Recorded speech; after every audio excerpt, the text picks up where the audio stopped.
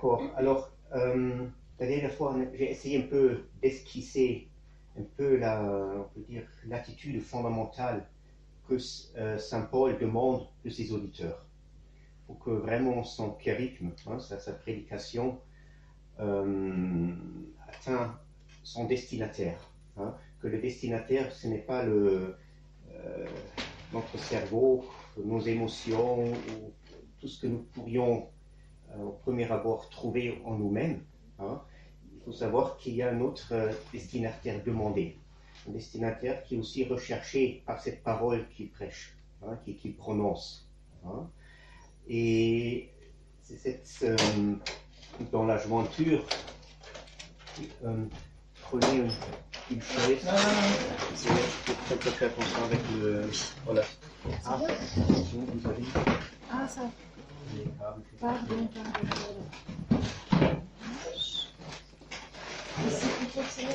Comme vous voulez. Vous savez où Merci. Donc, oui, ça va à peu près. Je comprends pas bien, mais je ne veux pas trop.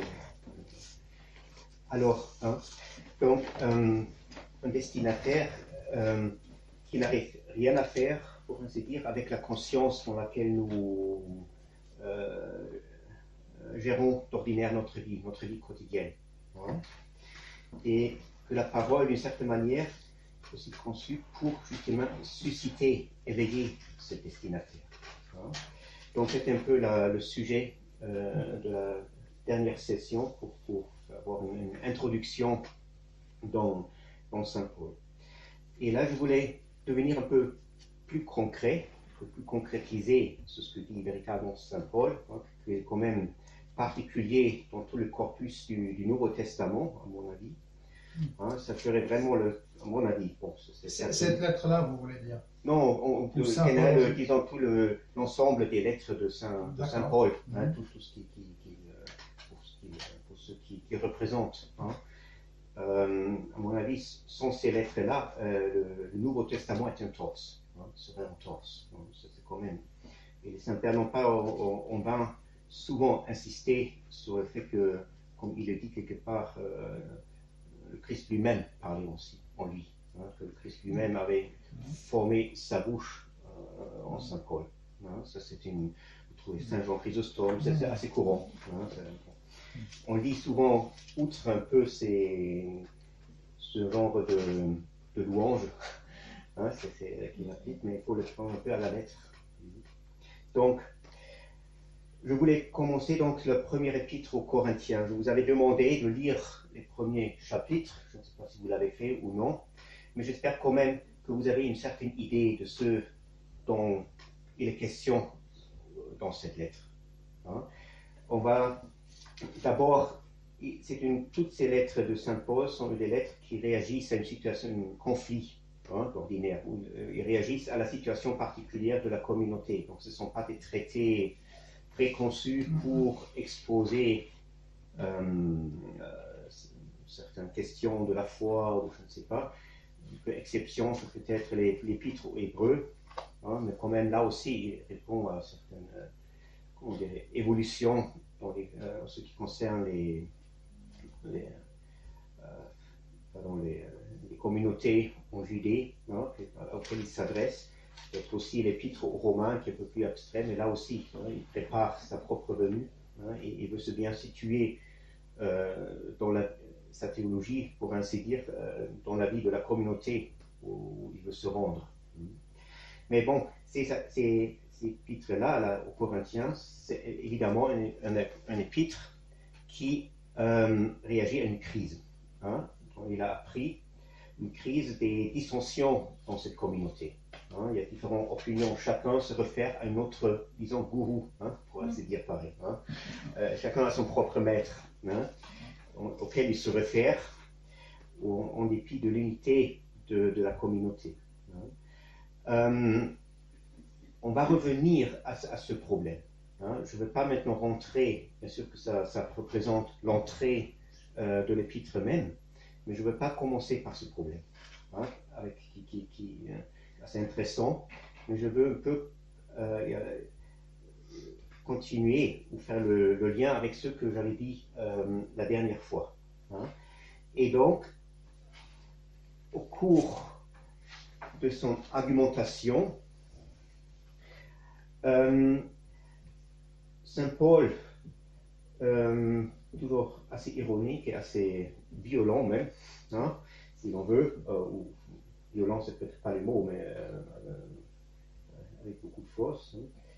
Il se dit, est-ce que quelqu'un a une Bible française ici? Parce que moi j'ai oublié ma version française. Merci, je vous le rends. Pour lire, parce que moi avec mes traductions du français c'est pas très. Du texte en français c'est pas heureux.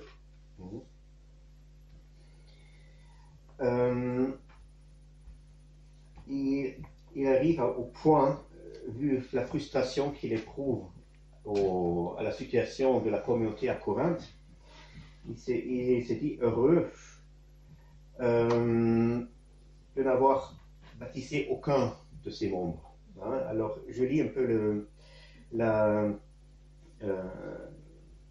passage que je veux commenter aujourd'hui. Hein. Et donc, on commence, c'est le premier chapitre, et je vais commencer à lire à partir du 13e, disons, 13e verset, hein, jusqu'au... et la suite. Donc, le Christ est-il divisé? Donc, ça fait référence au problème dans la communauté. Est-ce que Paul, qui a été crucifié pour vous, est-ce au nom de Paul que vous avez été baptisé? Maintenant, il commence à rentrer un peu plus vif de la polémique. Dieu merci, je ne baptisais aucun de vous, excepté Crispus et Gaius. Ainsi, il ne peut dire que vous avez été baptisés en mon nom.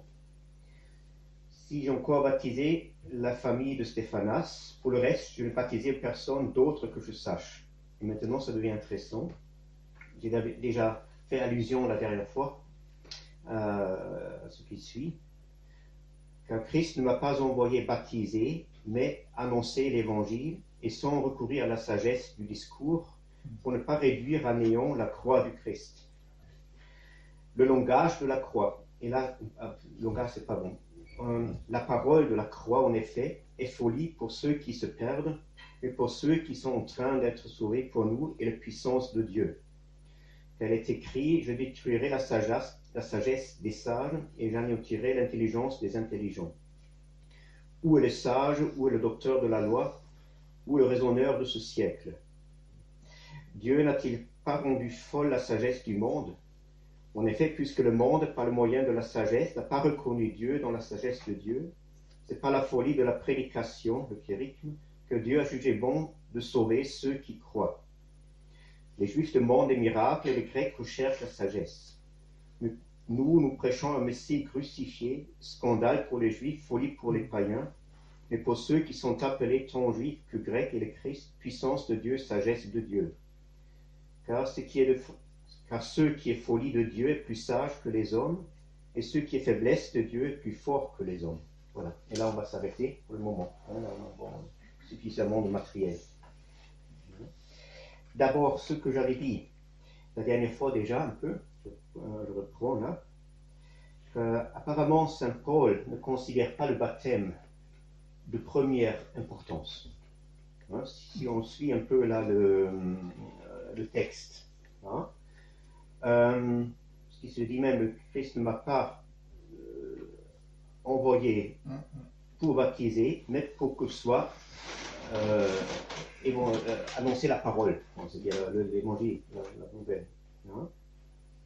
Et justement là, ceci, pas dans la sagesse de la parole, alors une parole purement humaine, voilà, que nous sommes capables de former nous-mêmes, stavros tu Christou, pour que ne soit pas anéanti ou vidé, hein, la croix du Christ. Hein.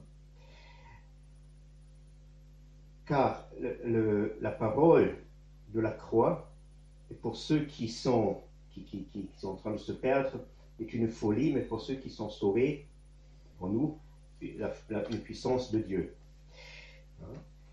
Donc, il insiste ici sur le caractère particulier de la parole que lui prononce. Le caractère, on peut dire, qu'est-ce qu'on veut entendre maintenant sous cette expression, dans cette expression, parole de la croix. Et là déjà, nous sommes très souvent on passe un peu léger. On le prend souvent simplement dans le sens qu'on dit c'est l'histoire de la passion, la nouvelle de la passion de Jésus-Christ, on le raconte un peu partout. Nous pouvons quand même nous doter de cette interprétation, de cette acceptation de cette expression, parce que c'est peut-être vraiment une sorte de folie d'y mettre dans une telle annonce, disons, superficielle, un espoir de salut. Mais où est la force divine? Il dit clairement que la parole de la croix est une force de Dieu, et dans laquelle justement Dieu détruit, anéantit la sagesse des sages et écarte la connaissance de ceux qui des savants. Voilà, c'est pas ce qu'il avait. Donc essayons de comprendre qu'est-ce qu'il veut dire avec cette parole, logos tu stavrou, la parole de la croix. Justement une parole qui démarque clairement de la sagesse, ou d'une sagesse verbueuse, on peut dire, sur ce qu'il avait précédé, et qui est diamétralement opposée, qui vide même la force de la croix. On peut dire que la parole dont saint Paul parle ici, elle comprend en elle-même la force de la croix. Donc, on peut dire que cette parole, d'une certaine manière, est une récapitulation de tout le mystère du Christ. Mais une récapitulation qui n'est pas une récapitulation maintenant, disons, de manière, disons, intellectuelle, comme on le fait peut-être à l'université, n'est-ce pas? On connaît toute l'histoire de la passion de Jésus-Christ, on la commémore, et ça ne fait pas une parole qui sauve.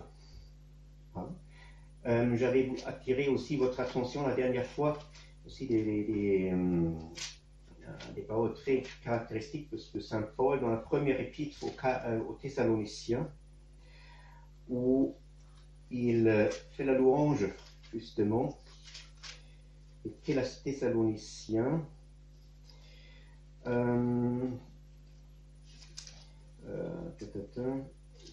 Non, bien sûr, je ne trouve plus exactement l'endroit, c'est assez au début. Il fait louange qui ont accepté justement sa parole comme ceux, pardonnez-moi mon français maintenant, comme ceux qu'elle est véritablement, c'est-à-dire la parole de Dieu. Là aussi, ça ne veut pas dire, nous avons toujours une tendance maintenant de psychologiser. Nous écoutons, nous entendons quelqu'un parler, disons, on lit les épîtres de saint Paul, et du coup, on dit c'est la parole de Dieu, mais sans avoir perçu quelque chose de divin là-dedans. Ça, c'est le grand problème. Donc, nous ne pouvons pas en principe affermir ou confirmer que ce que dit saint Paul ici soit ni une parole de Dieu, ni une parole de la croix. C'est pas comme mettre une étiquette sur un bocal de confiture. Voilà, c'est un peu ça. Et ensuite, bien sûr, on va, une fois qu'on a accepté que ce soit divin, on va assumer un certain comportement, une certaine attitude. Mais il ne s'agit pas ici d'une attitude, ni d'un certain comportement. Oui. Comme vous disiez ce matin dans l'homélie. Oui, c'est un tout peu, bien sûr, oui. Ça peut se centraliser sur le comportement et pas sur la réception. Oui. Il faut se garder de psychologiser les choses. Mais ça, c'est un instinct. C'est déjà fait avant que nous avons entendu quelque chose. Hein. Ça intervient avant les actes de lire, d'écouter, etc. Notre perception, elle est prédéterminée, pour ainsi dire. Hein. Et là, elle met quasiment comme un mur entre ce qui est dit là, que disent les apôtres, parce que Saint Paul, bon, l'apôtre est plus éminent, mais il y a aussi les autres, hein, et nous-mêmes. Hein. Et ainsi, la parole, elle est, comme il dit ici, elle est vidée. C'est-à-dire la croix de Christ est vidée. C'est-à-dire, dans la parole, on peut dire que la croix se récapitule elle-même, la force de la croix. Hein. C'est le caractère de la parole. Et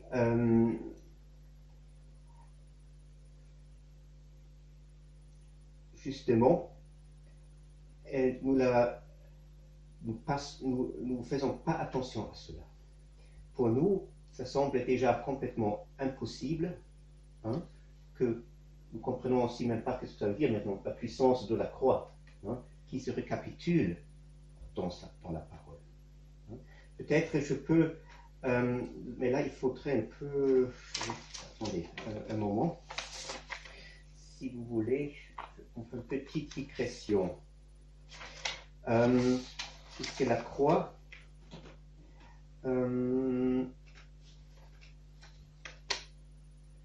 oui, on va peut-être parler là-dessus, c'est mieux de parler ainsi. Hein?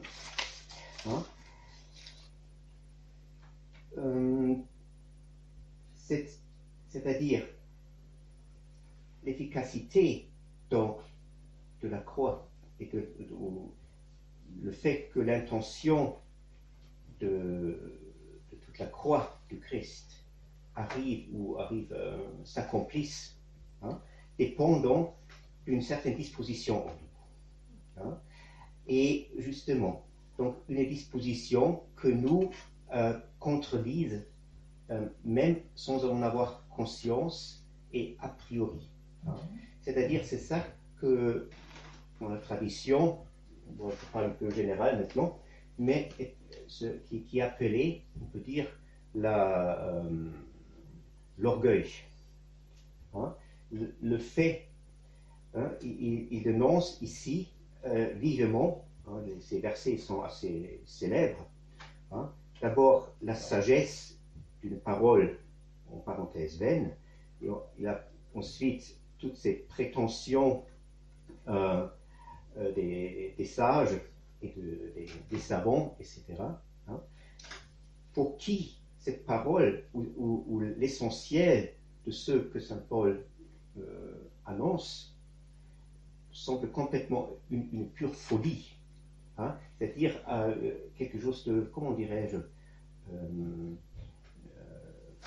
nichtig, néant, ou je ne sais pas, nichtig, also, sans valeur. Nul, hein, ouais, nul, voilà, nul. nul, sans valeur. Hein, et c'est-à-dire, nous avons une approche qui veut, lorsque nous entendons quelque chose, instinctivement, on saisit de la chose. Hein, on saisit la parole. On la définit selon notre formation ensuite, mais on s'y croit maître. Hein, on s'y croit maître. On se rend maître de la parole.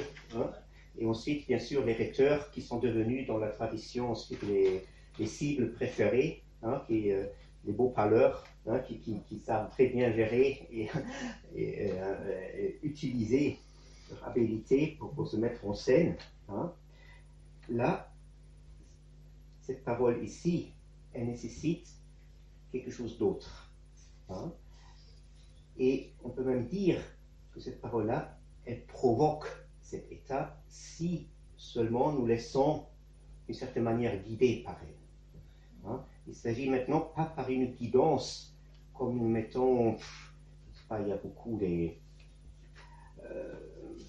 gens qui font un peu, disons, des lectures méditatives, des réflexions, etc., etc., hein, en prétendant ainsi ouvrir le secret que pourrait cacher telle parole. Hein.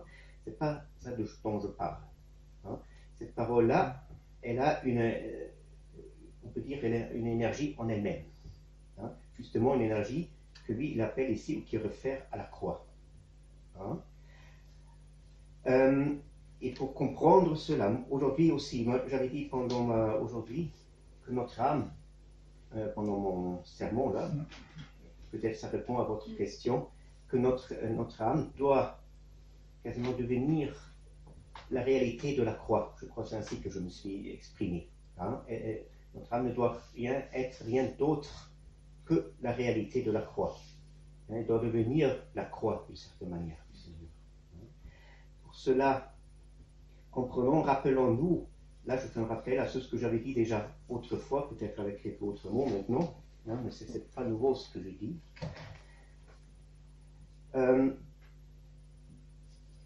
Il s'agit pour nous d'atteindre, hein, et c'est justement cela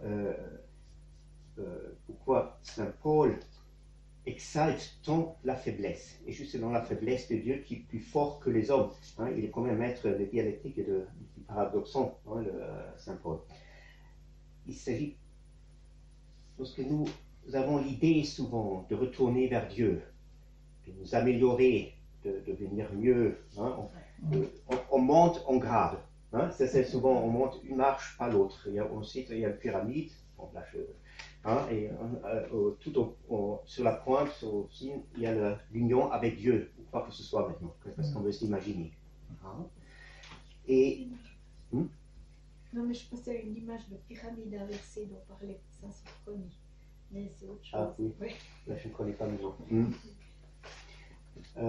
Donc, hein, il faut comprendre que le cheminement de Dieu, vers Dieu, pardon, le cheminement vers Dieu, cheminement, ou le chemin vers Dieu, ne se fait pas de cette manière-là.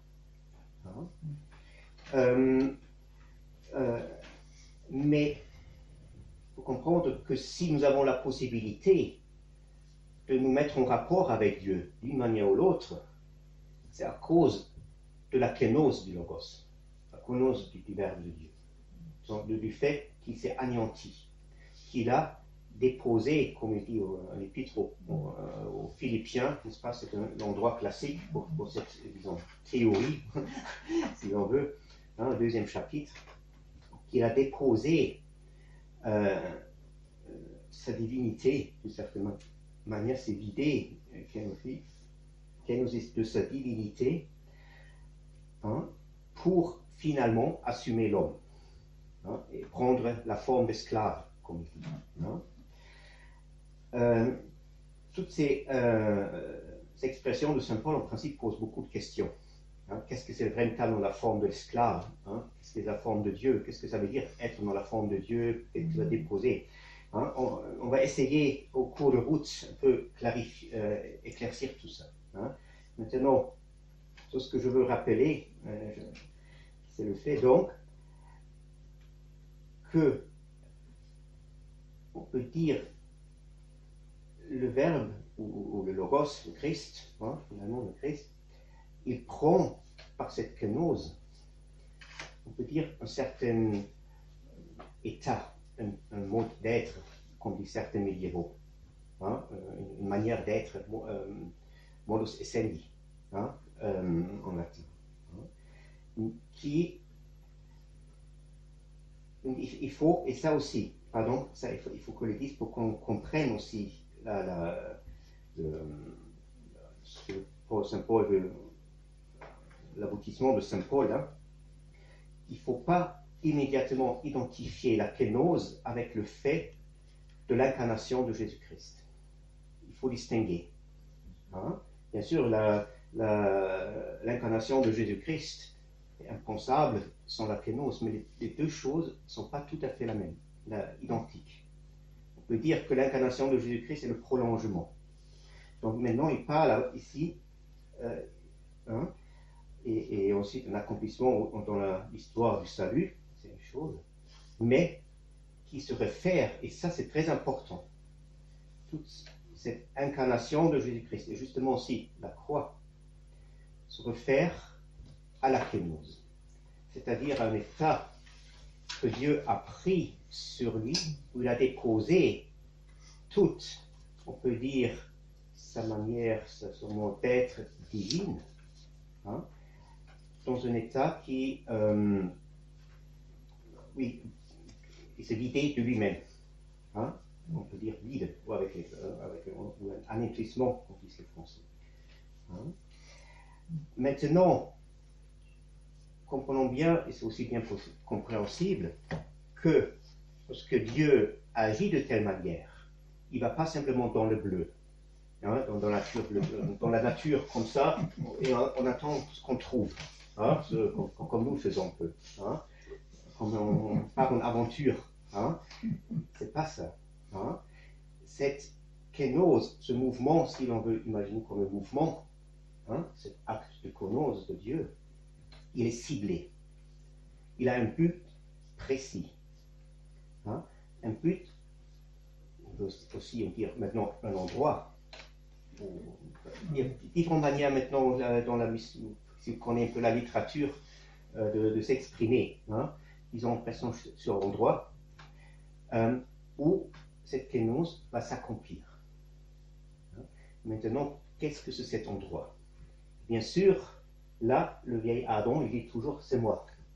Hein. Il est tout content, le vieil Adam déchu, hein, tel que nous, voilà, et ses héritiers, qui sont nous. Hein. Nous disons, on entend le Christ, Dieu est venu, il s'est anéanti, il est devenu homme, et tout va bien pour moi. Hein.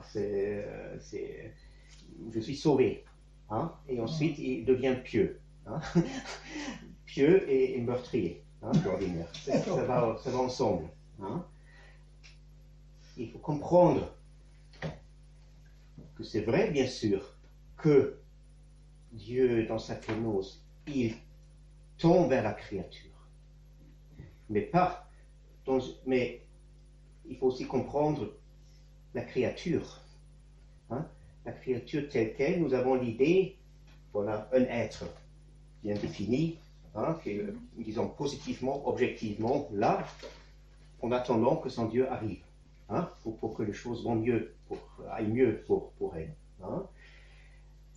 Il faut la comprendre, et c'est justement là où on commence aussi à comprendre pourquoi le Christ a envoyé les apôtres.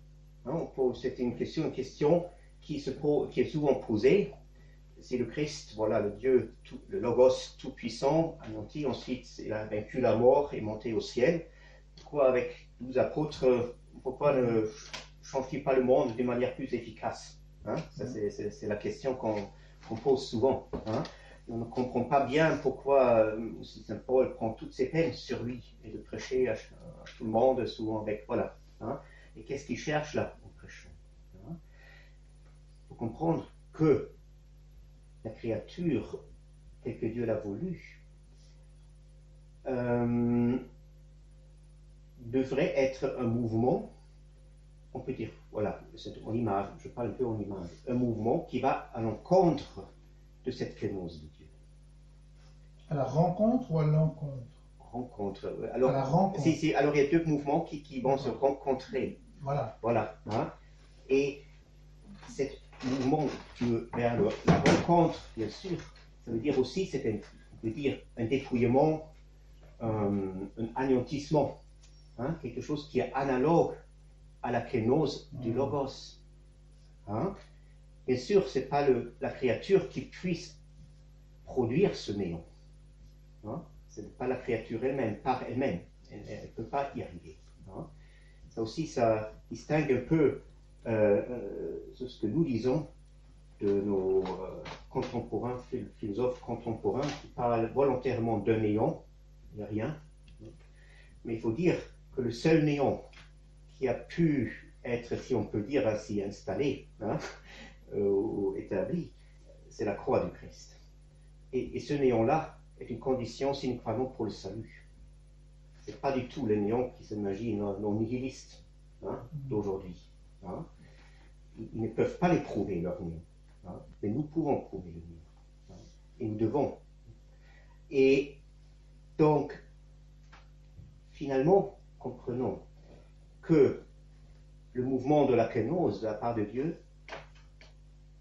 tend justement vers l'anéantissement de la créature. Et ça déjà, c'est quelque chose qui nous est très difficilement compréhensible, puisque toute notre vie, nous sommes complètement autrement orientés. Hein? Je cite souvent le psaume, là j'ai pas avec moi, si, excusez-moi.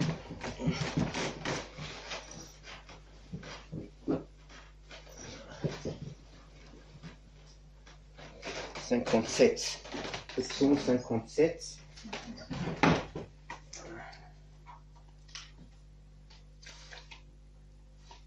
Il dit, et c'est le 4e verset.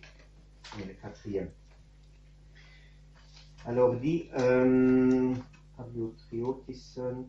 alors les pécheurs se sont rendus étrangers,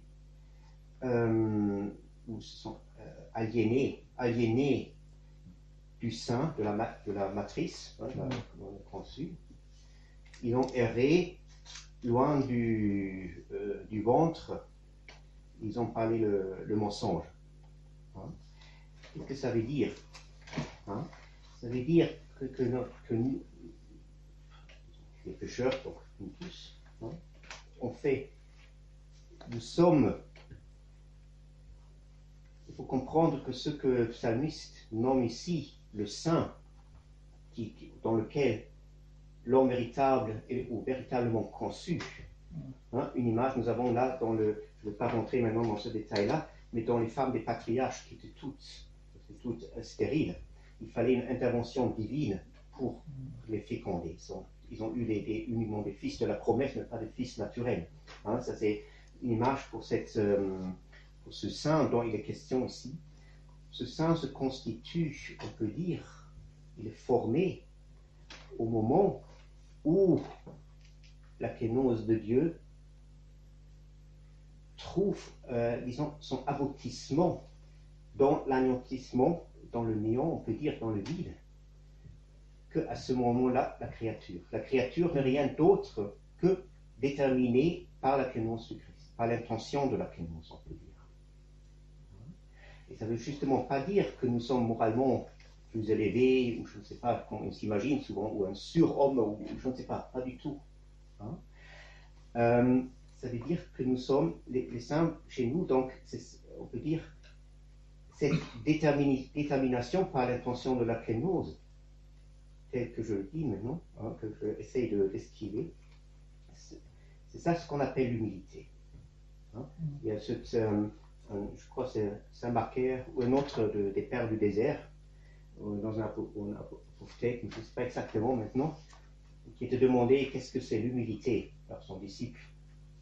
Il disait, personne ne peut te dire ou définir ce que c'est l'humilité, mais si tu fais ce que je te dis, si tu vraiment comprends, si tu mets en pratique ce que je te dis, tu vas la trouver ou l'expérimenter. Hein? Je crois que c'est dans les apopthèques, il faut que je vérifie. Hein?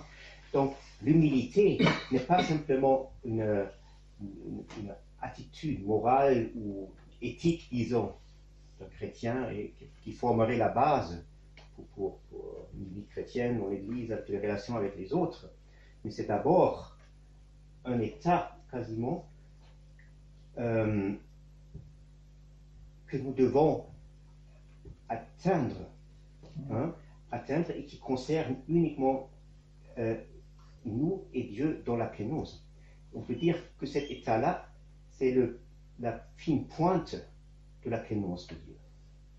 Hein? C'est pour ça qu'il est aussi produit par la kénose, par l'intention de la kénose. Hein? Ce n'est pas nous-mêmes qui, même si nous faisons beaucoup d'efforts de nous vider de nous-mêmes, hein? On peut, voilà, je ne sais pas quel exercice, on peut maintenant, à la 16, par des méditations, je ne sais pas quoi. Hein? L'obéissance. Et l'obéissance, oui, c'est parmi, voilà, il y a maintenant différentes. Tout cela, ça ne va pas nous amener à l'humilité. Parce que la véritable humilité, et là on peut citer aussi Père Sophronie, je crois que j'ai lu dans un de ses livres, il disait, le nom véritable qu'on devrait donner à Dieu, bon, ce n'est pas une citation textuelle, hein, en principe c'est l'humilité. Hein. J'ai l'icône de ma chambre. Oui, Il y a l'icône, mais je parle Orphéos, Phos, il y a Dieu est lumière, Dieu est amour. Et j'ose dire, à la fin, le bandeau, il dit, et j'ose dire, Dieu est tapénosis. Ah oui, oui, c'est ça. Abaissement. Alors, vous avez la phrase. C'est ça. Hein? J'ai l'icône dans ma chambre. Hein? Il faut comprendre que Dieu, là, donc, cette humilité est véritablement une détermination, non pas par Dieu, elle est produite par Dieu. On peut dire, si nous pouvons être humbles, c'est parce que Dieu s'est humilié beaucoup plus et avant nous. Il a ouvert quasiment le lieu de l'humilité, si on peut parler ainsi. Hein? Et c'est dans ce lieu-là où l'homme est engendré. C'est ça où on devient véritablement homme. Hein? Ce que nous sommes maintenant, ça c'est un homme bestialisé, selon l'Écriture. Hein? Si on lit dans le premier chapitre de la Genèse, l'homme, c'est l'image de Dieu, c'est ça la définition biblique de l'homme. Hein? Donc, si on regarde nous-mêmes, sans être trop critique et trop méticuleux avec nous-mêmes, on a de la peine de trouver quelque chose de divin. Hein? Donc, on ne peut pas dire au sens propre biblique que nous serions véritablement des hommes. Hein? Nous sommes peut-être des hommes aussi selon la promesse, si on arrive. Hein? Mais l'homme véritable est engendré là. Hein? Et là, on comprend un tout petit peu. Donc, ça veut dire, maintenant, pour revenir au psaume, si les pécheurs se sont rendus étrangers ou sont aliénés, apilotriotes, je ne sais pas comment Père Placide l'a traduit, mais aliéné, c'est une bonne traduction, je pense. C'est-à-dire, il y a un mouvement qui a eu lieu dans nos profondeurs, pour ainsi dire, dans lequel nous sortons toujours de ces lieux déterminés ou destinés par la clémence du Christ. Hein? Et c'est une élévation. Hein? On peut le prendre, décrire par l'image d'une élévation de nous-mêmes, une auto-élévation. Hein? Et l'énergie de cette auto-élévation, ça c'est simplement parenthèse. C'est ça que les saints-pères, surtout dans la tradition monastique, ont nommé la colère. Hein? Et tous les actes de colère, ils sont quasiment des ramifications ou des prolongements de cet acte originel. C'est pour ça, par exemple, Evagre dit la condition absolument nécessaire pour véritablement se tenir dans le chemin de Dieu, dans la prière, etc., c'est orgisia, l'absence complète de la colère. Hein? C'est-à-dire cette énergie-là par laquelle nous nous élevons, hein, l'orgueil, hein, tout en tout le ressemble, hein, est quasiment, comment dire, tari, hein, elle ne s'éveille plus. Hein. Evagre dit un homme qui veut prier et qui est en colère contre son frère est comme un aveugle qui aimerait voir et qui se crève les yeux. Oui, c'est ça. Hein. Evagre est très pointu sur ce point. Hein. Ça revient, c'est un leitmotiv, hein, chez lui. Hein. C'est cette orgisia. Hein. C'était le but de son ascèse, en principe, si on veut mettre comme ça. Hein. Donc, ce que la créature, telle a conçu Dieu, dans le plan de Dieu, est véritablement, c'est une réduction dans cet état, disons, d'humilité, au ce sens-là, d'humilité. Pas cette fausse humilité que nous pratiquons souvent dans la vie sociale. Hein? Moi, voilà. Hein? Il faut savoir aussi, bien sûr, que c'est, si je veux être toujours à la première place, etc., toujours recevoir les honneurs, etc., je ne trouverai pas l'humilité, on parle Dieu ici. Hein? Mais c'est là, alors la créature, le néant dans lequel se projette, on peut dire, la kénose, ça, c'est l'anéantissement, l'auto-anéantissement, d'une certaine manière, de la créature. Hein? Et il faut comprendre que cet anéantissement de la créature, hein, justement, il n'est pas motivé uniquement par une idée de la créature. Hein. C'est pour ça, nous-mêmes, hein, et là on revient un peu à Saint Paul, et la discrétion, nous sommes toujours, lorsque nous écoutons, entendons quelque chose, apprenons quelque chose, de le mettre en pratique nous-mêmes, d'une certaine manière. Hein, on cherche à saisir. Hein, et ensuite, on est malheur si on croit d'avoir saisi, hein, puisque là, on ne bouge vraiment plus. Hein. Ensuite, souvent, on ne saisit absolument rien. Et cette belle image, n'est-ce pas, là, je crois que ça vient du bouddhisme, c'est très beau. Il parle d'une boule en fer, et de plus qu'on veut la saisir, avec le plus de force, elle saute à l'arrière. Hein. Hein. Et d'ordinaire, on est frustré, on abandonne, puisque nous avons toujours recours à nos capacités psychologiques, voilà, hein, et nommons ainsi, hein, psychologiques. Et même si nous commençons à nous réduire de cette manière-là, par psychologisme, on finit par être psychopathe, hein, tout simplement. Hein. On finit dans la psychiatrie. Hein.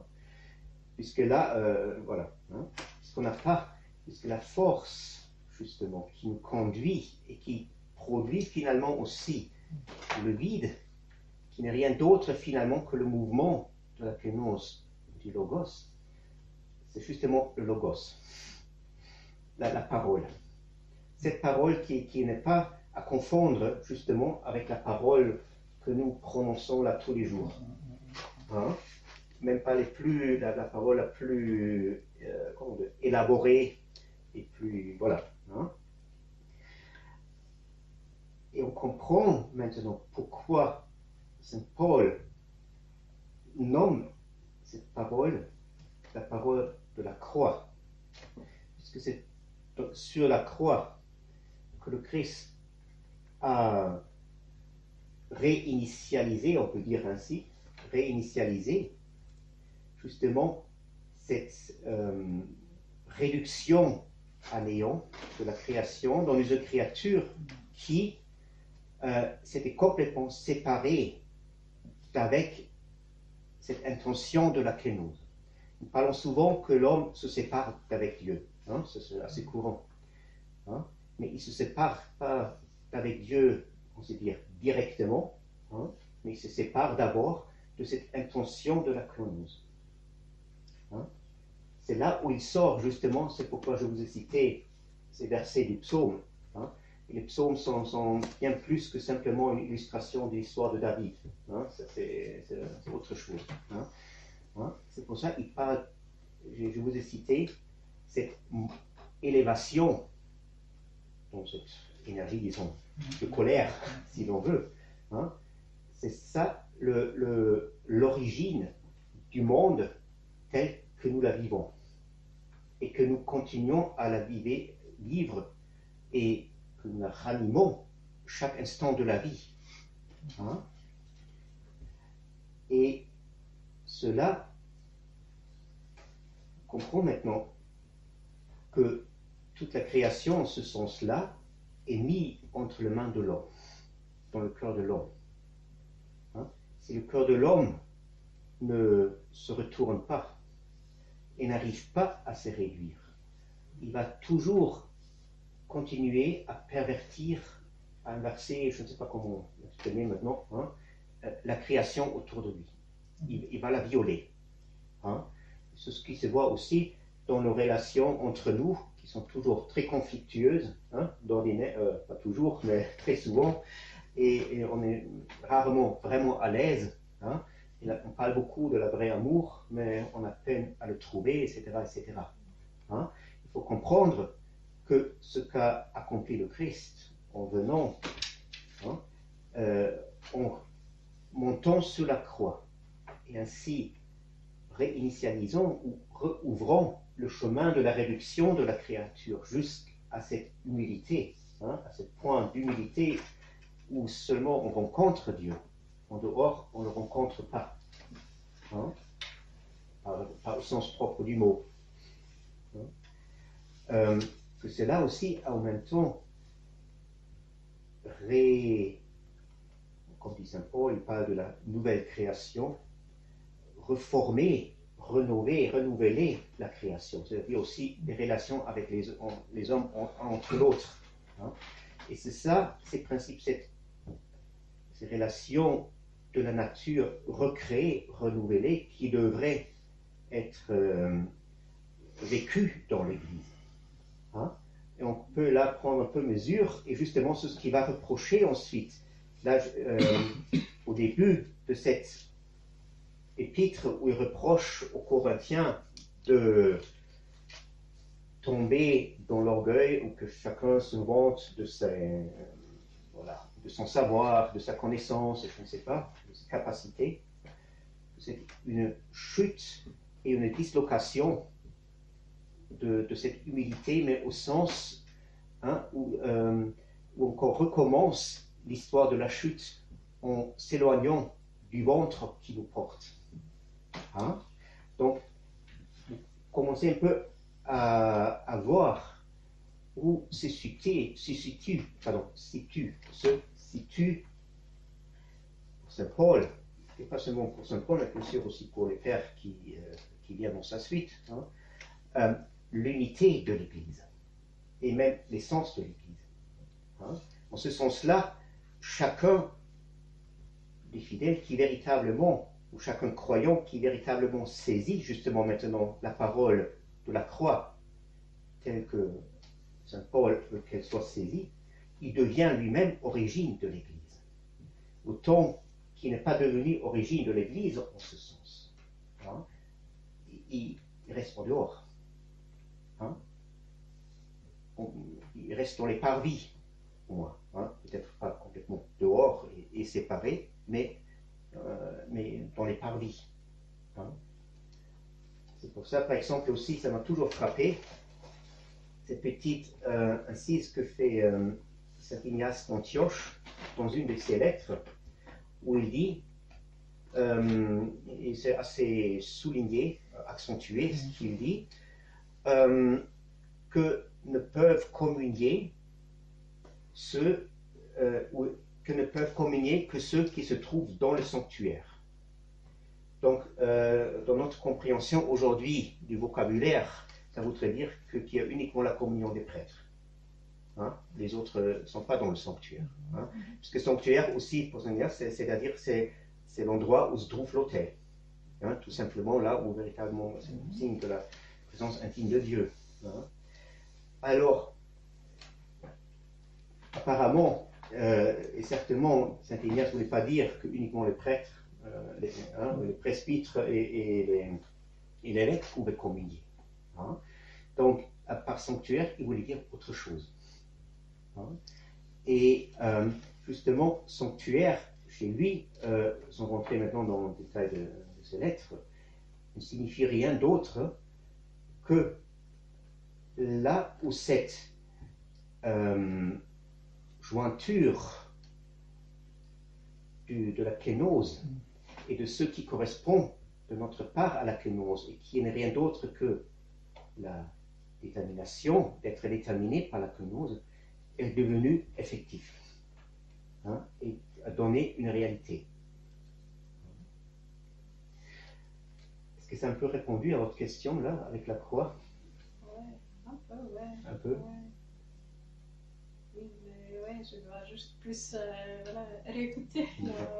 D'accord. Ouais, vous pouvez, vous pouvez reposer la question. En tout cas, il faut maintenant comprendre peut-être ça encore, pour rendre un peu clair ce que j'avais dit peut-être ce matin autour de la croix, que c'est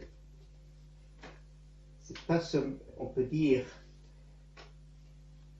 que le Verbe de Dieu, le Logos, n'est pas seulement mort sur la croix, ou bien sûr, il est mort uniquement sur la croix, mais pas au sens historique nécessairement. Hein? Puisque cette kénose de Christ, hein, signifie une mort pour le Logos.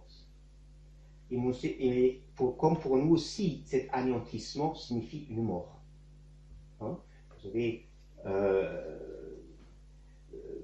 dans l'histoire des patriarches, commençons pas par cela, restons concentrés. Hein? C'est pour ça que nous refusons souvent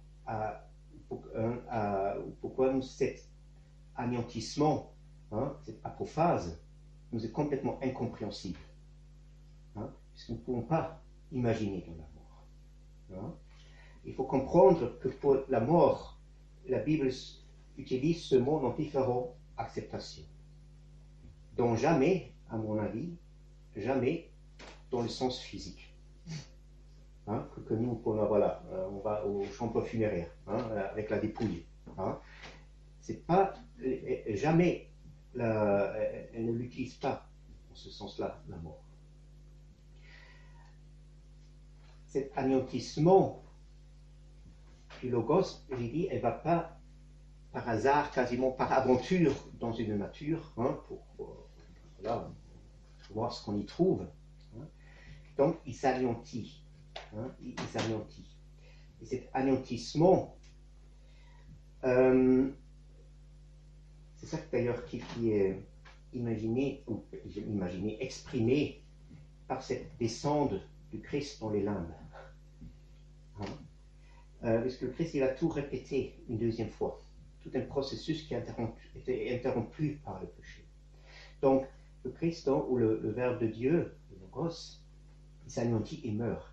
Mais cette mort, parce qu'il ne peut mourir que dans la créature où s'accomplit sa kénose. Parce que la créature, justement, dans cette extinction apophatique, est l'accomplissement de la kénose du Logos. Et le but est l'accomplissement de la kénose du Logos. Donc, la créature, d'une certaine manière, devient la cause, alors cause maintenant en guillemets, pour la mort du Logos. C'est ça qui est signifié par les limbes. Ce que veulent signifier les limbes, c'est encore toute notre question, mais on le laisse comme ça. Qu'est-ce que ça veut dire maintenant, cette mort? Ce n'est pas la mort où quelque chose est simplement fini, comme nous imaginons. Hein, la catastrophe, ensuite il y a la pourriture, hein, etc. Et la décomposition, c'est tout. Hein. Ça, c'est le regard païen sur cette chose. Hein. Ici, la mort, on peut dire, est en même temps, ou plus véritablement, un processus de naissance. Parce que là, maintenant, vient en jeu ce que dit saint Paul aussi dans l'épître aux Philippiens, lorsqu'il parle de la forme de l'esclave. Il assuma la forme de l'esclave.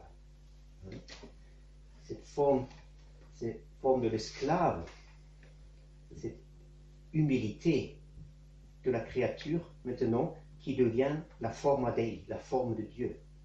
Et quasiment Dieu, maintenant, naît, hein, dans la forme de la créature qui devient le sujet, le porteur du Logos, et le Logos, il prend quasiment la forme de la créature dans laquelle maintenant il se manifeste. Hein? C'est-à-dire, la mort n'est pas du tout une fin, alors la mort en ce sens-là, hein, dont je parle. Hein? Et c'est pour ça que aussi dans, je crois, dans l'Apocalypse, on a deux endroits, je crois, dans le Nouveau Testament, ils disent clairement que toute la création repose, la création en soi, repose sur le sacrifice de l'agneau, hein, avant la fondation du monde. Hein, c'est très intéressant, ce sacrifice de l'agneau, et je crois que c'est aussi dans l'épître aux Éphésiens au début, où il fait aussi allusion à ça. Il y a un sacrifice de l'agneau qui rend possible, on peut dire, la création. Hein. Donc, la forme même de la croix fait référence à ce mystère, de cette mort du Logos dans la kénose, au sein même de la créature qui ainsi devient le lieu de sa propre renaissance. Hein? Et donc, justement, la créature, pour n'importe quelle raison maintenant, elle s'est éloignée de cela, elle a cru de se devoir une existence, un être sans Logos, hein, et le néant voulait être néant pour elle-même, pour lui-même. Hein. Et justement, c'est ce que le Christ a quasiment, si on s'imagine, pour reprendre l'image avec les mouvements, hein, que le mouvement maintenant, le Christ qui attend ici, ou le Logos, et la créature qui sort dans une bulbe dans sa existence propre, hein, telle que, voilà, hein, dit. Et là, le Logos, sans entrer dans les détails, il revient, il rattrape quasiment ce mouvement. Hein. Il est déjà un peu, toujours avant, malgré que la créature, elle s'éloigne, hein, elle se précipite dans un véritable néant qui est sans fin et sans un abysse. Hein. Mais il y a quand même quelque chose de Logos qui l'a prévenu. Hein, ça, si on lit là le 3e chapitre de la Genèse, hein, où avec la malédiction du serpent, etc., tout ce qui suit, qui indique cela. Hein. Là donc, le Christ finalement, par la croix, par son incarnation sous Ponce Pilate, hein, toutes ces histoires, et surtout avec la crucifixion, la résurrection, il a quasiment retourné tout ce processus. Il a réinséré quasiment dans cette intention de la kénose. Et cette croix, bien sûr, du Christ, sur laquelle il a fait, il ressort directement de tout cet endroit. Hein? Et là maintenant, pour nous, bien sûr, se pose la question comment l'atteindre. Hein? C'est très beau si le Christ l'a fait pour lui. Hein? Et qu'est-ce que ça me concerne? Hein? C'est toujours la question. Hein? Moi, je ne suis pas Dieu. Et bon, hein, voilà. Hein. Qu'est-ce que je fais alors? Hein. Et justement, là intervient cette kérygme que saint Paul, au moins dans cette lettre, à cet endroit-là, met plus en relief que le fait de simplement baptiser. Hein. Pour lui, apparemment, autant que moi je comprends un peu cet endroit, le baptême ne devient qu'un signe pour ce qui s'est accompli par cette parole. Hein. Saint Paul ne connaît pas ce sacramentalisme, hein, qui s'est introduit beaucoup plus activement dans l'Église. Je ne parle pas contre le sacrement du baptême, hein, mais il faut quand même voir que le baptême aussi, tout ça repose sur certains dispositifs, sur certaines conditions. Hein. Si les conditions ne sont pas remplies, ça reste une parole vide, une affaire vide. Hein. Il y a une sentence dans ce texte, je crois que c'est Clément, là, dans les Excerpta Extiodotes, qui rapporte de cet verset gnostique là. Clément de Rome ou Clément d'Alexandrie? Non, d'Alexandrie. Dans les Excerpta de Théodote, il rapporte, comme disait, je crois que c'est là, je peux vérifier, que pour celui qui descend dans le bain du baptême, il ressort et a reçu, je ne sais pas, la grâce, la lumière, quoi que ce soit. C'est comme un cadeau. Hein, c'est comme un cadeau qu'on lui a fait, hein, un cadeau de grâce. Mais pour ceux qui ressortent du bain comme il est rentré, il doit payer avec des intérêts. Hein, il a des dettes. Hein. Donc, et les anciens, ils avaient là plus un peu... pardon? Il n'avait pas cette idée de cet ex operatum, hein, qui était... Magique. Oui, vous connaissez cette formule, n'est-ce pas? Ex operatum, dans le catholicisme, c'est devenu une doctrine, alors que les sacrements opèrent par le fait même qui se sont des sacrements. Okay. Hein, il suffit de l'accomplir et la chose est faite. Okay. Hein, parce que, hein, et les orthodoxes, traditionnellement, en principe, ils critiquent avec mon droit cette doctrine. Mais je vois là dans la pratique et même dans la conscience généralisée, on retombe dans les mêmes erreurs. Hein. On peut modifier, bien sûr, on peut atténuer. Hein, ce n'est pas nécessairement toute la radicalité catholique qu'on le fait, mais il y a une forte tendance. Donc, saint Paul, justement, pour lui, cette débroussaillage par la parole du kérygme est plus important. C'est cette parole, finalement, justement, qui récapitule maintenant toute cette économie du salut. Hein? Et comme je dis, ce n'est pas une récapitulation abstraite comme nous le faisons en parlant du mystère. Voilà, hein, on essaye de mémoriser les détails à leur emplacement, hein, pour avoir une image juste de l'affaire. Hein. Ici, récapitulation veut dire que véritablement, et les saints-pères ont volontairement bien sûr repris ces images, hein, lorsqu'ils parlent de logos spermatikos par exemple, hein, que ça devient un germe, une semence, hein, la parole. Hein.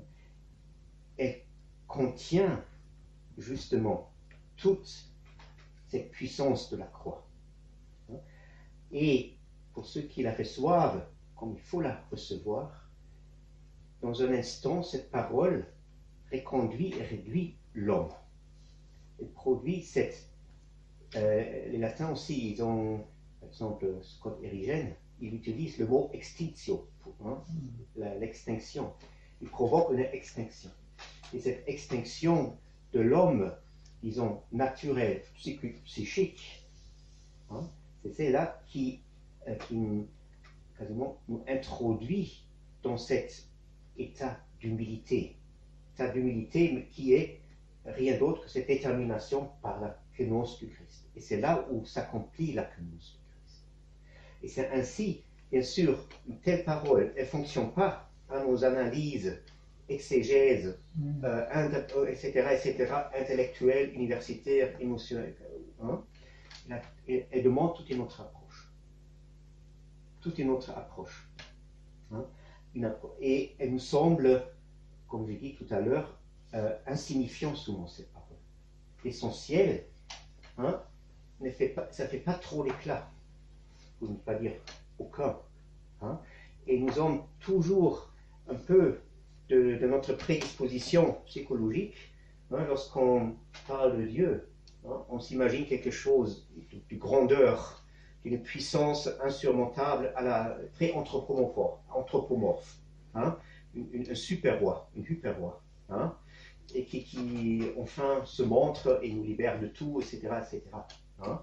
Et bien sûr, inconsciemment, on regarde là autour de nous, combien il, hein, et la parole aussi, elle doit un peu faire tel éclat. Lorsque nous regardons nos cathédrales, hein, un certain genre de musique, surtout en Occident, voilà, qu'on a commencé à développer, hein, qui a plus place à Versailles, hein, que dans les livres.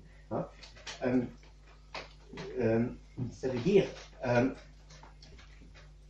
nous associons que nous, ce que nous cherchons, ou la manière que nous cherchons ou approchons les choses, et ce que nous attendons des choses ou des paroles, etc., fait qu'a priori, nous, pas seulement nous ratons le sens, hein, ou l'intention de la parole, mais nous l'empêchons. Hein, nous l'empêchons même. Pardon, je vais juste voir si ça marche encore. Oui, ça marche. Pardon, excusez-moi. Et ça fait aussi que nous ne laissons pas conduire par la parole. Nous avons une résistance qui est souvent très inconsciemment. Hein? Et très souvent, c'est pas par malveillance, hein, ou par une mauvaise volonté au ce sens-là. Hein? Parce que aussi la volonté, c'est tout un problème. Hein? Mais c'est une volonté qui, par naïveté, une mauvaise naïveté, hein, croit pouvoir saisir, je ne sais pas comment dire maintenant, oui, saisir, réaliser sans la parole ou agir au nom de la parole, on peut dire peut-être ainsi. Hein. Elle devient vicaire de la parole dans sa propre conscience. Hein. Et justement, c'est ainsi que saint Paul reconnaît dans cette parole, et qui est la même parole, il faut dire, hein, que la parole prophétique de l'Ancien Testament. Hein. La parole de saint Paul, bien sûr, il parle de notre sujet, voilà, situativement, aussi après l'incarnation de Jésus-Christ, voilà, c'est un peu différemment ce qu'il parle, mais c'est la même, disons, c'est la même parole, on va se dire, hein, le même mystère. Parole de Dieu. Hein.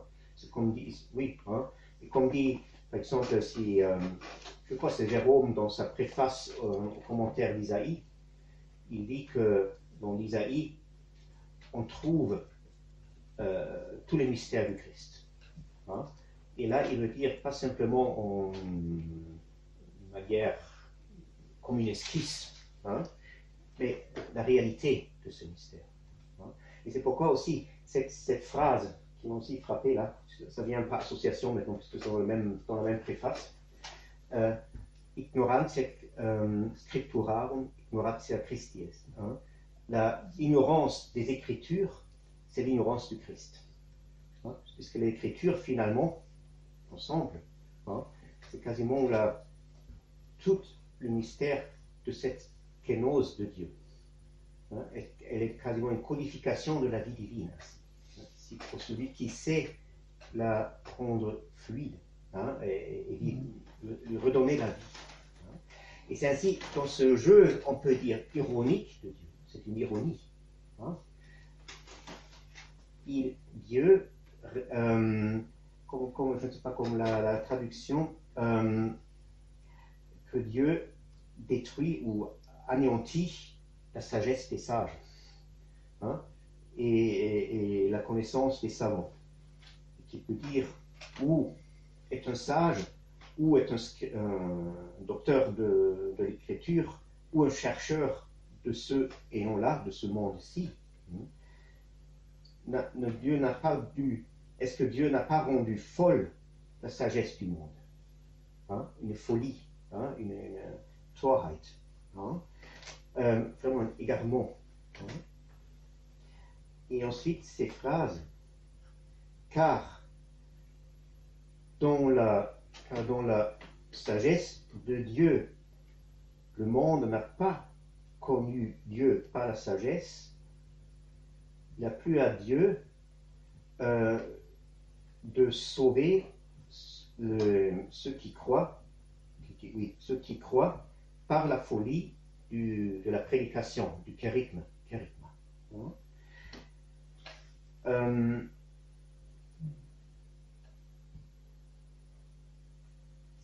Et peut-être cette phrase-là, comme résumé de ce que j'avais dit aujourd'hui, vous êtes fatigué, vous pouvez me dire. Moi, je commence à décrocher un peu. Ah, d'accord, alors on va arrêter. Peut-être simplement une. J'aurais une question, oui. Peut-être pour changer l'air. Oui, non, mais c'est-à-dire, je veux dire, oui. regarder la même chose peut-être plus visuellement. Mm-hmm. Je pense à la liturgie. Mm-hmm.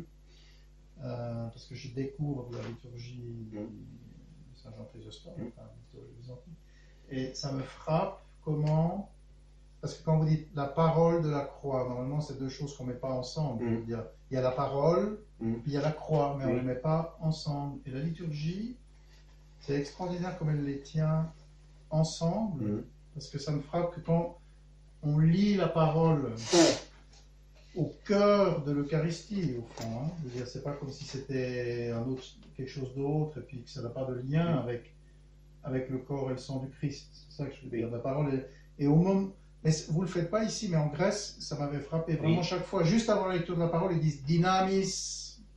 Donc c'est. Je vais pas. Ah, en roumain, je vais pas entendu. Comment on dit en roumain? Ah, d'accord. Mais non, mais parce que c'est ça quand vous dites que il y a une force à l'œuvre, il y a quelque chose. Ah oui, bien sûr. Ah oui. C'est ça la dynamique, on comprend en français la dynamique, je veux dire.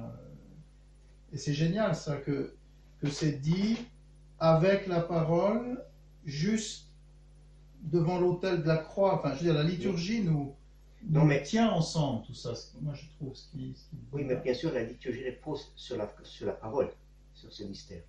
Elle nous montre. C'est aussi, on peut dire une récapitulation de cela. Hein? En vue de constituer aussi l'unité de l'Église, d'accomplir encore un certain mystère de la révélation divine, en communion, en préparant des espèces pour la communion. Hein?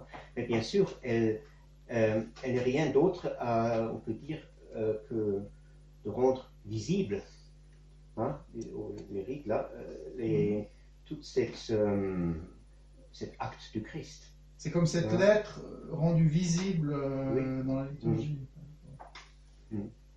C'est sûr. Oui, mais si vous êtes trop fatigué, ça peut être pas trop le sens. Je ne sais pas. Moi j'ai des questions, mais après... Ah oui, de poser des questions, peut-être que ça change un peu. Si c'est fatigant, c'est toujours moi qui parle.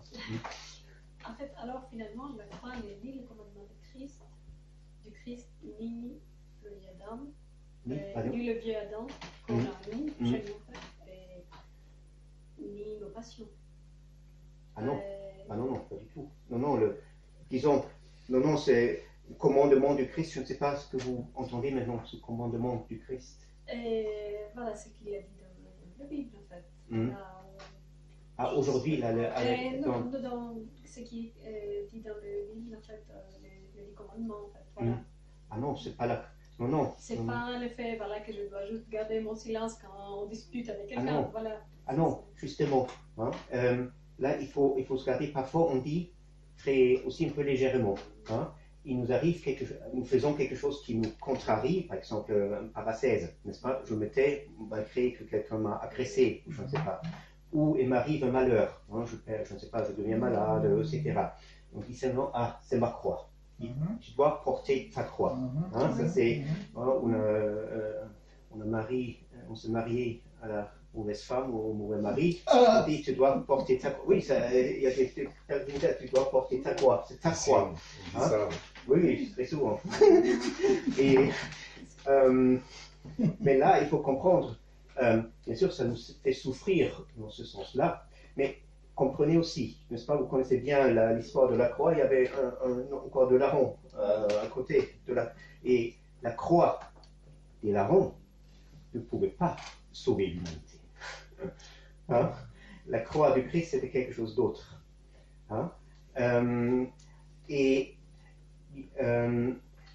Toutes ces souffrances que nous endurons, ils ne sont pas la croix, nécessairement. Ils peuvent quasiment, on peut les identifier à la croix. C'est avec une certaine, disons, attitude. Elles peuvent, si nous entraînons là une certaine attitude, justement, elles peuvent nous amener, ou aider à nous amener à la croix. Ou une certaine attitude, disposition intérieure, où finalement nous nous trouvons devant la croix, et en ce moment-là aussi tout ce que nous vivons à ce moment-là devient un phénomène de la croix. Mais si nous n'avons pas fait ce chemin, si nous ne trouvons pas nous-mêmes vraiment intérieurement avec le cœur au pied de la croix, comme la Mère de Dieu et Saint Jean à l'époque, ou aussi d'autres à l'époque, bien sûr il a écrit comme une image pour quelques processus pour nous intérieurs, ce qui a été noté ainsi. Malgré que ce soit passé ainsi, ça je ne doute pas. Ça ne veut pas dire que c'est la croix. Et ainsi aussi toutes ces règles, qui sont les commandements, ils ne sont pas la croix. Et là aussi, aujourd'hui dans l'épître aux Éphésiens, justement, Saint Paul il évoquait, je n'ai pas bien élaboré là aujourd'hui, ce problème de la loi, justement. La loi a beaucoup de significations chez Saint Paul. Ce n'est pas une signification unique. Mais disons, cette loi morale, éthique, une certaine éthique, ou un certain rituel, ce n'est pas la croix. C'est ce qui s'exprime, par exemple, dans les 10 commandements, qui ont promulgué là sur le Sinaï, c'est une exigence à nous. Une exigence. Une exigence que finalement on peut difficilement accomplir au sens propre du mot. Bien sûr, je peux m'abstenir de ne pas voler, ou je ne sais pas quoi, ou de ne pas adultérer, faire l'adultère, etc. Mais comme dit le Christ, il ne dit pas tu ne dois pas, je ne sais pas, commettre adultère, mais il dit même si tu regardes une femme pour la convoiter, ou si tu te mets en colère contre ton frère, etc. Il radicalise encore. Ça veut dire là est dessiné dans ces commandements, on peut dire, d'une manière inverse, la nature telle qu'elle devrait être. Hein? C'est pourquoi ces commandements, ils apparaissent au moment où nous commençons à pervertir la nature.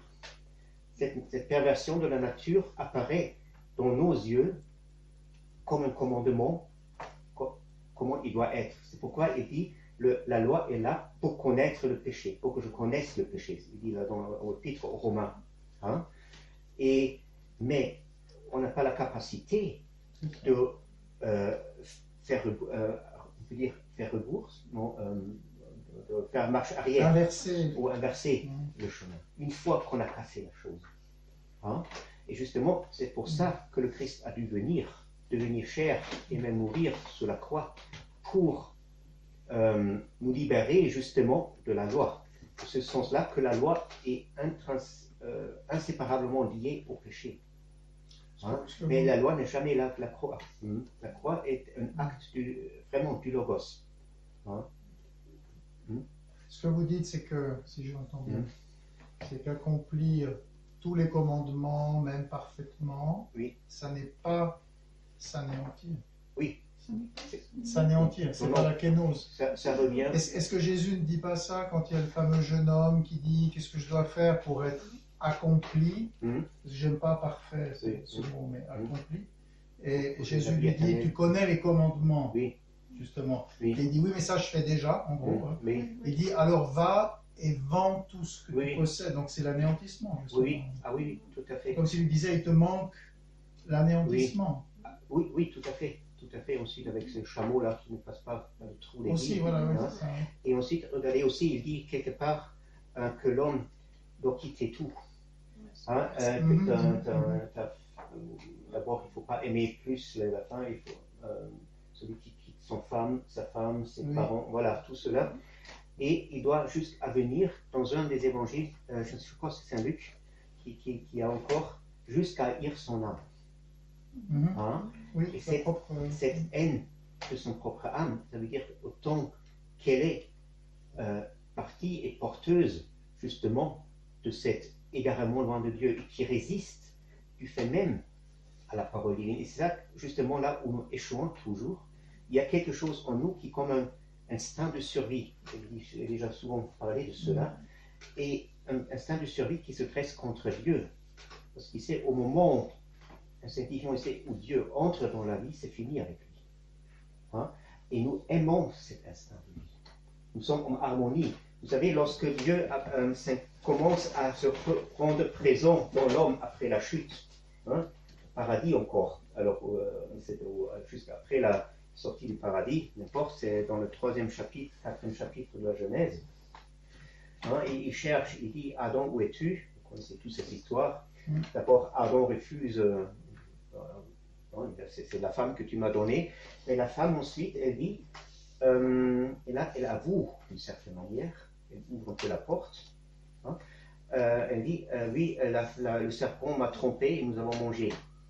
Hein, et maintenant, par cette petite ouverture, cet aveu qu'elle a fait de sa faute, hein, le Logos entre, il trouve une entrée dans la créature qu'il avait perdue. Et la première chose qu'il trouve là-dedans, c'est le serpent. Et maintenant, pour le serpent, la présence du Logos devient une malédiction. Hein?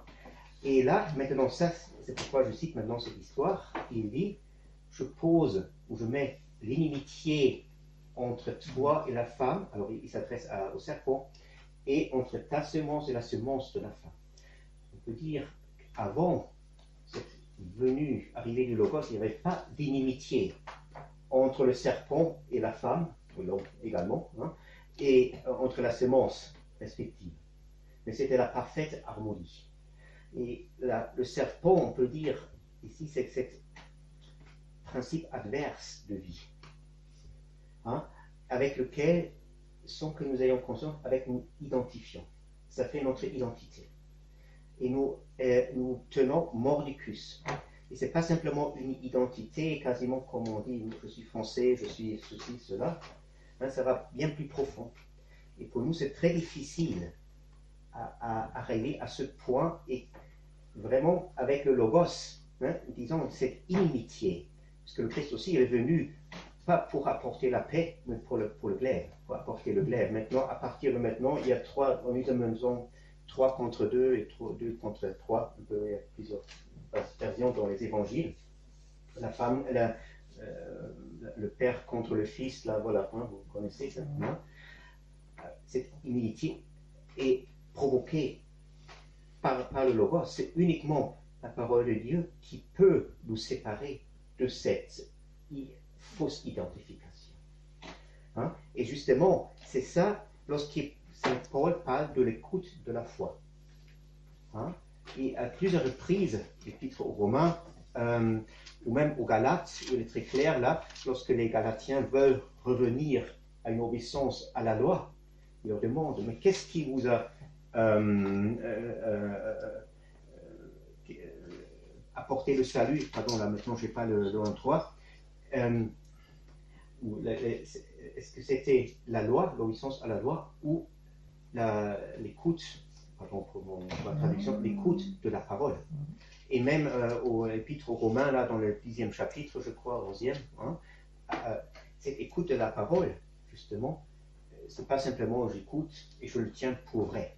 Au Saint Paul, la foi, j'avais dit la dernière fois, ne veut pas dire une conviction. C'est pas tenir quelque chose pour vrai. Hein? L'écoute de la foi, justement, que notre esprit cède suffisamment que la parole rentre et provoque une scission en nous-mêmes, une division, hein, voilà, une division en nous-mêmes, et écarte justement là, les résidus du serpent. Hein. Autrement, et là, nous nous trompons souvent, même si nous allons à la confession, etc., tout ça, nous avons tous un petit catalogue, une mauvaise conscience, un petit catalogue de péchés, hein. Mais cette inimitié, hein, et c'est cette séparation avec la semence ou avec le serpent qui est quasiment signifiée par les larmes. Hein? Les larmes jaillissent au moment où cette séparation se fait. C'est quasiment la douleur, on peut dire. Hein? Hein? Et bien sûr, ce n'est pas psychologique. Ce n'est pas simplement des parce que je suis tellement ému de ce que j'ai fait. C'est autre chose. Ça aussi, ça peut contribuer de rendre mon esprit perméable. Hein? Et ce n'est pas simplement évoquer une mauvaise conscience et ensuite je cherche désespérément la paix et lorsqu'on me donne l'absolution, enfin je l'ai. Hein? Il faut comprendre que les choses sont beaucoup plus profondes. Hein? Et là, il faut tenir. Et là, il faut, c'est ce que j'avais dit la dernière fois, mais lorsque j'ai évoqué ce petit endroit, ensuite on va terminer, pour l'Épître aux Galatiens, lorsqu'il dit, je vous rends témoignage que si ça avait été possible, vous aurez arraché vos yeux et me l'aviez donné. Hein? C'est ce qui témoigne aux Galatiens de leur ferveur, hein, et de leur zèle. Hein? Et cette radicalité intérieure seulement, c'est ça qui nous rend capables d'arriver à ce glaive que le Christ est venu apporter. Comme il dit, il n'est pas venu pour apporter la paix pour nous. Hein? Et là, nous sommes beaucoup trop, puisque ça, bien sûr, ça fait mal. Hein? Ce n'est pas quelque chose qui est agréable à vivre. Hein? Mais nous prenons refuge tout de suite à des choses qui sont moins tranchantes, plus confortables, hein, et moins frustrants, etc. etc. Hein? Mais la spiritualité, c'est comment on a dit, un travail qui va sur les os, hein, et qui use les os. Hein? Oui, ça travaille énormément, même à l'intérieur. Oui. Hein? C'est quand on a fait un péché, pour le dire, en fait, ça travaille à l'intérieur carrément. Oui, bien sûr. C'est plus fort, en fait. On peut même pas décider nous-mêmes, en fait, comment on doit se présenter, comment on doit. En fait, ça vient quand ça vient, c'est fort. Tout à fait. Oui. Posez. Allez-y. Et parce que le Christ a dit quelque part dans l'évangile, en fait, que venez-vous que votre fardeau est lourd, ça va être léger. Est-ce qu'il a dit ça pour la Kénose? Est-ce que ça, c'est... Et là, à mon avis, ces paroles-là, dans Matthieu... Ils sont à l'église. Oui, c'est vrai. Hein? Bien Parce sûr. que notre fardeau, finalement, c'est la Kénose. En fait, Oui, vous savez... L'absence de oui, justement, parce que les Saints-Pères disent souvent, lorsqu'on est arrivé à un certain point, les commandements ou toute la vie du Christ devient léger. Hein? D'abord, c'est lourd. À un certain moment, ça devient ou léger, tout simplement, suave et léger. Hein? Et justement, il ne parlait pas qu'on s'est habitué simplement. Hein? Qu'on s'est habitué comment on s'habitue dans le monastère. On prend le rythme, on s'habitue à manger un peu moins, et que, voilà, toutes ces choses-là. Hein? Ça, c'est encore l'habitude physique, psychologique. Hein? Mais là, il y a le joug du Christ, finalement, bien sûr, il est léger. Hein? Mais pour le homme nouveau, hein? Pour le homme nouveau, il est léger. Mais le vieil homme, il ne peut pas le porter. Il n'est pas fait pour le porter. Hein? Et le Christ n'a pas imposé son joug sur le vieil homme. C'est ça, par exemple, vous voyez, c'est une petite expression qu'on a fait en Occident, surtout, mais aussi dans d'autres religions. On voit ça, qu'à un moment donné, c'est très intéressant, en Occident, la 14e, 16e, 17e siècle, on a commencé, disons, comment exprimerais-je, quasiment l'idéal de l'homme bourgeois, disons, hein, qui est dans la société sociétale, à cette époque-là, était conçu aussi comme un idéal religieux. On a quasiment imposé, c'est très intéressant, des idéaux, on peut dire ça, idéaux, oui, des idéaux, disons, religieux, au sens maintenant du mot, hein, dans l'éducation des enfants, etc., de l'homme. Hein, et sauf qu'on n'avait aucune notion véritable du processus mystique, là, etc., de Saint Paul, etc., mais on en a quasiment extrait de cela vraiment une figure d'un homme, disons, la réalisation par l'éducation, formation, éducation, un chrétien idéal. Oui, disons peut-être, maintenant je l'ai, pardon, excusez-moi, je trébuche un peu. Hein. Par éducation et formation intellectuelle, etc., on a présumé de pouvoir former un chrétien. La piété et établir, voilà. Hein, c'était une idée sociétale du christianisme qui était très répandue.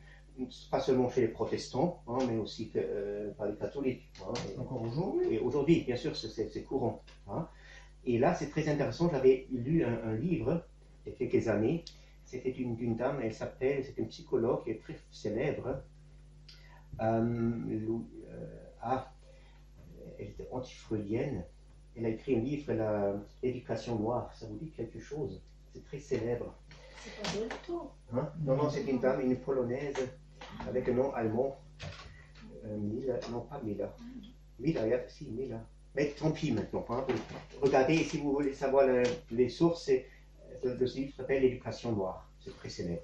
Et là, elle donne des exemples du 16e, 17e, 18e siècle de l'éducation et cette imposition brutale d'un joug, hein, qu'on croit quasiment la loi, comme j'ai dit, qui décrit en principe quelque chose qui devrait être et qui n'est pas, qu'on veut maintenant avec force réaliser sur les hommes, ce qui cause bien sûr toutes les pathologies psychologiques auxquelles nous sommes assujettis jusqu'à aujourd'hui, hein, à cette manière. Hein. Et cette idée, ce qui manque là-dedans, c'est que l'existence humaine de la créature, disons tout nu, repose sur une césure.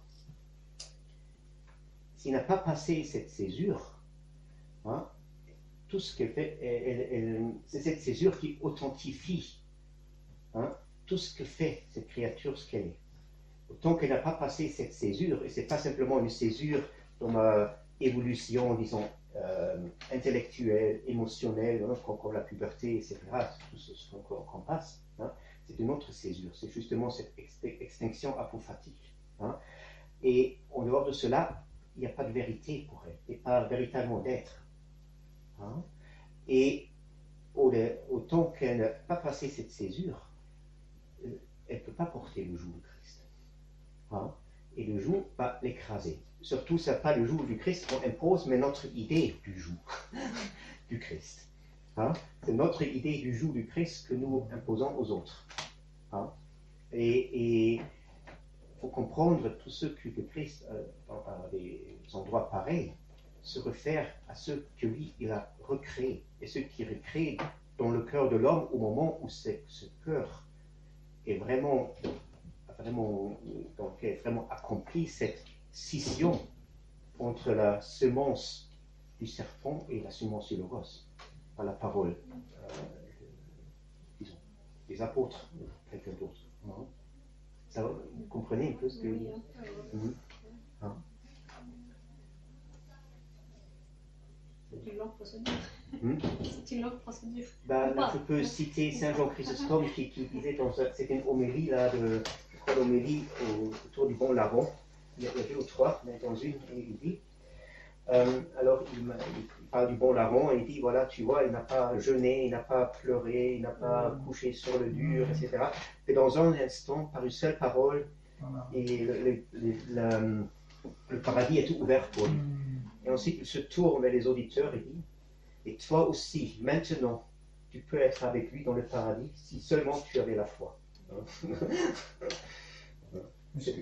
Vous dites la semence du serpent, la semence du logos, ça je trouve c'est très fort, parce que dans les traductions françaises aussi, je trouve que c'est toujours très mauvais quand le Christ dit... Descendance, c'est pas ça. Le Christ dit, sauvez-vous, en citant les prophètes, sauvez-vous de cette génération pervertie. Oui. Et quand on entend génération, on pense comme les gens dans les années 60, les hippies, c'est horrible. Mais c'est pas génération comme ça. Non, mais c'est vrai. Non, mais c'est pas génération tous les 25 ans. C'est engendrement, semence. Oui. Il y a une semence corrompue, puis il y a une semence saine. Oui, mais pour semence, il y a le mot grec, la semence. Il y a vraiment la semence. Qu'est-ce que c'est le mot sperma? Oui, sperma, il y a un autre encore. Mais là, il dit pas souvent, il dit engendrement. Mais autrement, c'est génos. C'est ça. Et génos, bien sûr, ça ne veut pas dire simplement génération dans tous les 25 ans. Mais c'est toute une. Lorsqu'il dit cette génération, ou cette génos maudit, cette génération adultère et perverse, etc. Et il dit vraiment, oui, ce qui ressort d'une certaine semence. Hein, c'est une génération, voilà, c'est généré par une certaine semence. Une filiation spirituelle. Oui, on peut les dire. Quand il dit, vous, votre père, c'est pas Abraham, c'est le diable. Oui, c'est ça. On voit qu'il y a comme 2 filiations spirituelles. Oui, tout à fait. Qu'est-ce que vous avez dit? Une semence du serpent. Vous trouvez ça aussi dans la Genèse, n'est-ce pas, qu'on lui retrace la descendance de Caïn, hein, spirituellement, et toutes ces généalogies.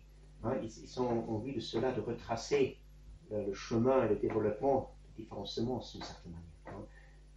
Mais spirituellement, ce n'est pas maintenant en sens ethnique. Hein, ça c'est important. Hein. Non, puis il y a beaucoup de gens qui ne le comprennent pas, qui disent voilà, ce sont des descendances physiques. Et ça, à mon avis, ce n'est pas vrai. Hein. C'est pas vrai. La vie ne s'intéresse pas pour la descendance physique. Pas du tout. Hein.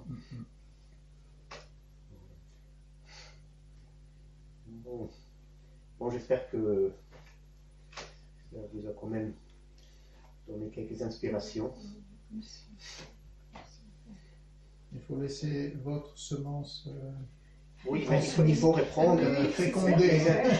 C'est ça, il faut plus s'habituer. On ne peut pas croire. Vous savez, aujourd'hui, je trouve ça toujours un peu troublant. On dit, on écrit un livre et le livre est bon, si je le lis, je comprends tout de suite. Mais c'est idiot. Ça veut dire que j'ai quasiment inséré le livre dans mon salon. Ça n'a rien. Si ça peut s'intégrer dans mon salon, ça veut dire que je n'ai rien appris. Ça n'a pas dérangé. Ça n'a pas dérangé, non. Et surtout, moi, il faut comprendre, moi je passe ma vie en lisant des livres que je ne comprends pas. Hein? Et il faut toujours, il faut avoir la patience et passer par les frustrations. Et ensuite, il y a l'importance qu'il y a un certain processus intérieur qui se déclenche. Hein? Mais s'il s'agit simplement est-ce que je peux intégrer le meuble dans mon salon, d'accord, hein? Et d'ordinaire, bien sûr, on ne s'intéresse plus pour la Bible puisque ça ne laisse pas s'intégrer. Hein? Mais moi, je me méfie de ce genre de facilité aussi dans le spirituel. Hein? Des livres spirituels qui prennent une vision bien, voilà, comment on dit en français là? Confortable. Oui, confortable, appréciable, inoffensif. Voilà, inoffensif. Hein? Et ça, ça n'apporte rien. Je ne veux pas dire qu'ils sont absolument mauvais, mais finalement, ça n'apporte rien. Hein? Et il faut avoir cette volonté. Vraiment, il faut vouloir mordre Saint Paul. Hein? Il ne faut pas être intimidé. Hein? Il faut vraiment s'accrocher. Hein? Et simplement croire, ah, maintenant je l'ai. Mais là, vous êtes complètement dans l'ordinaire, on est dans voilà, dans votre psychologie, voilà. Hein. Sans le percevoir. C'est un piège. Hein. Il faut vraiment se garder de cela. Dans l'université, ça fonctionne ainsi. Bien sûr, ils écrivent un peu plus compliqué, on ne comprend pas d'abord, mais finalement, ce qu'ils disent n'est pas extraordinaire. Hein. Mais c'est une illusion. Hein. On reste là dans une illusion justement, Saint Paul, il dit clairement, Dieu a rendu folle la sagesse du monde. Hein? C'est ça ce qu'il dit. Hein? Ce n'est pas un intellectualisme, mais c'est cette illusion, j'ai compris. Hein? Et là, on comprend sa propre compréhension, son interprétation, mais on ne sait rien du texte. Hein? Je ne sais rien que de ce qui a été dit. Hein? Donc là, il ne faut pas se décourager, mais il faut bien sûr, moi je essaie là de peu donner quelques bouts de fil pour que vous puissiez travailler. Hein? Mais si vous ne travaillez pas, c'est à vous de voir. Hein? Voilà. Merci. Je crois qu'on arrête là. Merci. Bon.